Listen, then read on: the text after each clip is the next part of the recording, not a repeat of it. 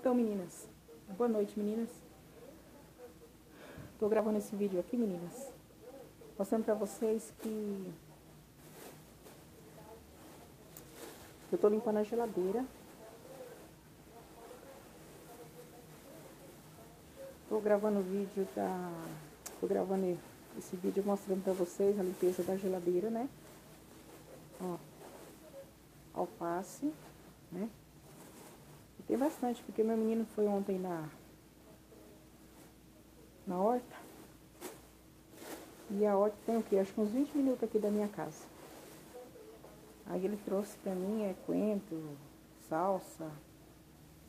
Então é isso. Tem cenoura, aqui, ó, tudo fresquinho. E